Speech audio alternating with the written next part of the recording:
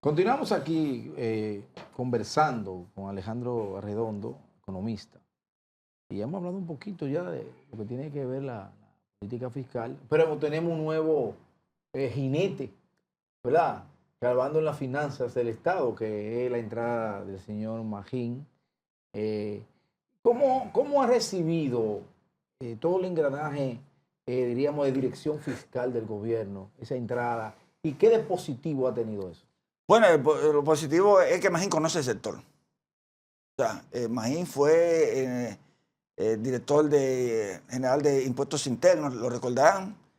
Conoce la política fiscal de República Dominicana, eh, pero la política fiscal ahora vista desde el Ministerio de Hacienda y Economía. Recuérdate que antes era el Ministerio de Hacienda, ahora tiene que combinar lo que tiene que ver con la parte de Hacienda con la planificación que tiene que ver con economía. Y cuando él estuvo en la Dirección General de Impuestos Internos, veía el día a día de los ingresos, si subían, si bajaban. Ahora tienen que ver, trazar políticas para aumentar los ingresos. Sin duda alguna, el ministro de Hacienda y Economía ha sido recibido con buenos ojos por parte de los sectores productivos y se ha estado reuniendo con varios sectores buscando la forma de tener comunicación con ellos para una posible reforma fiscal integral que, de no hacerse en el año 2026, es decir, el próximo año, nos tendremos que olvidar de reforma fiscal para hacerla en el 2027 o en el 2028, debido a que el 2027 ya es un año preelectoral y en el 28 es un año electoral.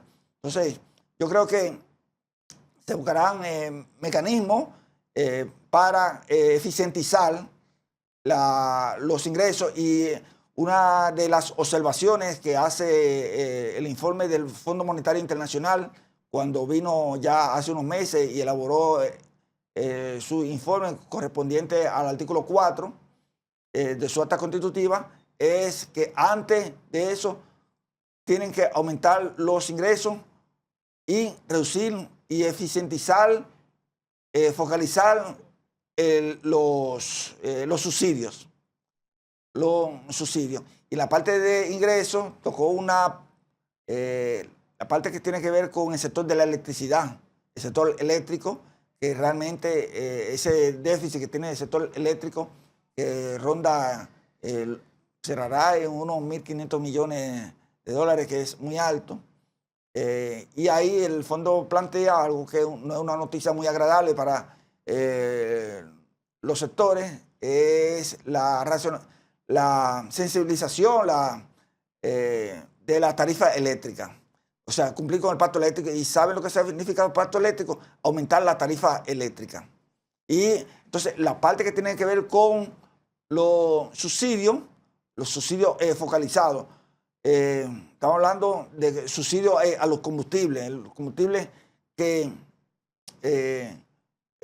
se dedica ya sea a gasolina, gasoil, que se han focalizado a los sectores vulnerables. Y aquí el problema está en que la clase media, que se ha ampliado en los últimos años, sería la mayor afectada, porque los sectores vulnerables, los sectores bajos, tienen los planes sociales del gobierno, y los sectores altos tienen las exenciones fiscales. Y fíjense que cuando se propuso el proyecto de reforma de modernización fiscal en el año pasado, el año 2024, ¿quiénes fueron los que protestaron? Fue la clase media que protestó, porque ella era la que iba a ser mayormente afectada. Entonces, eso es debido a que esa clase media que se puede aumentar los impuestos, se va a resistir. Mire, pero usted acaba de hablar precisamente del golpe que ha recibido la clase media. Estamos viendo una escalada de alzas de productos y una serie de situaciones inflacionarias. De no hacerse una reforma fiscal, en vista de que es necesaria según lo que usted acaba de expresar, ¿a qué nos abocamos? Bueno, manejarse con el presupuesto, con esas limitaciones que tiene el presupuesto y también a manejarse con mayor eficiencia en las recaudaciones y combatir la evasión fiscal. Recientemente se puso ya el último tramo en funcionamiento, se puso en funcionamiento la factura electrónica que va a contribuir a reducir la evasión fiscal. Y hay otros mecanismos que tienen que utilizar todavía más, tanto la Dirección General de Impuestos Internos como la Dirección General de Aduana, utilizando la inteligencia artificial para detectar esos bolsones de evasión que se producen en la administración tributaria. El Banco Central ha priorizado el asunto del control de la inflación. Aunque ustedes ven que la inflación, y lo ha publicado esa institución, se mantiene dentro del rango meta entre 3 y 5%, pero si ven la publicación que hizo recientemente sobre la inflación, es una tendencia hacia el alza, o sea, para el próximo año. Entonces, el Banco Central le está poniendo más atención a la inflación más que al crecimiento. Y el hecho de nosotros no poder crecer ya a un 3, a un 4%, eso va a afectar lo que tiene que ver con la mano de obra que puede asumir el mercado laboral. Mire, sí, Mario, pase, Mario.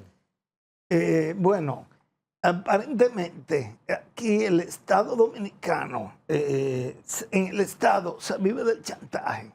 Es decir, todos los gobiernos se han dejado chantajear, primero por los grandes inversionistas, que hay que subsidiarlos, no hay que exonerarlos.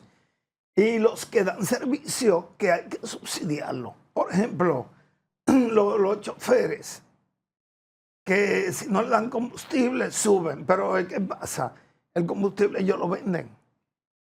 Los grandes inversionistas, por ejemplo, los periódicos, usted sabe cuántos millones en exoneración tiene un periódico que nadie lee. Vehículos, combustible, papel, tinta. Por eso usted ve que una sola persona tiene 5 periódicos. Pero ¿es eso posible en un país tan pobre como este? O sea, el Estado, los gobiernos van a seguir dependiendo del chantaje de los de arriba y de los de abajo. No solamente, bueno, la parte de los medios de comunicación impresos es una... Es un ejemplo. Sí, un ejemplo. Yo creo que contribuye a la democracia. Ustedes que son periodistas lo saben muy bien. Y desde cuando a Antonio Duvergé se subsidiaban a los periódicos. Ahora bien, la parte que tiene que ver con el asistencialismo de gastos que no... lo que hacen es que incrementan el gasto improductivo en el sector gobierno. Por ejemplo, tarjeta joven, que se la den o no se la den, nada va a cambiar. No. Los bonos para los padres, la madre, que se la den o no se la den, nada va a cambiar.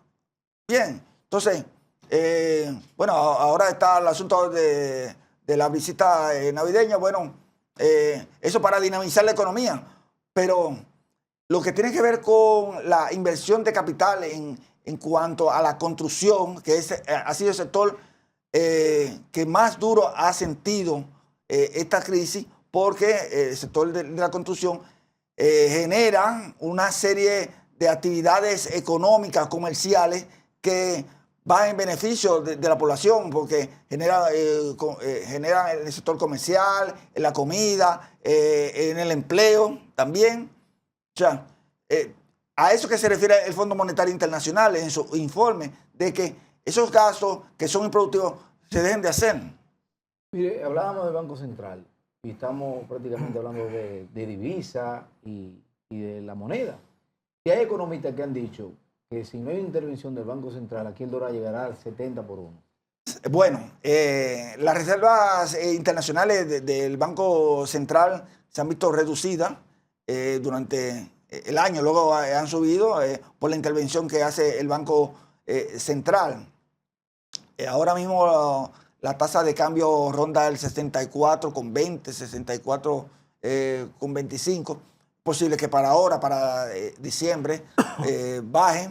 Hay una tendencia hacia la baja por la cantidad de dólares que entran por los dominicanos que traen remesa en los bolsillos. El Banco Central ha hecho su papel de controlar esa tasa de cambio porque al final una tasa de cambio muy alta afecta a la compra de los alimentos que nosotros consumimos y también los servicios. O sea que el Banco Central debe mantener esa tasa de cambio controlada, que haya intervenciones cuando haya que hacerla. Ya para el próximo año se establecerá una tasa de cambio que rondará el 65 por 1, pero es un elemento el tipo de cambio que se debe de controlar para evitar eso que mencioné hace un momento, que la inflación siga aumentando. Muy bien, vamos a agradecer, Domingo, a Alejandro Arredondo, y ya el año próximo vamos a ver qué pasa. Sí, esperemos que la tasa de crecimiento para el próximo año rondará en un 4.5%. Es evidente, va a haber una especie de rebote porque que cerremos con una tasa de crecimiento de un 2%, en el mejor de los casos, no podemos bajar más. Bueno, así que tendremos, pero vamos a ser positivos con ello. Sí. Gracias por venir, nos vemos.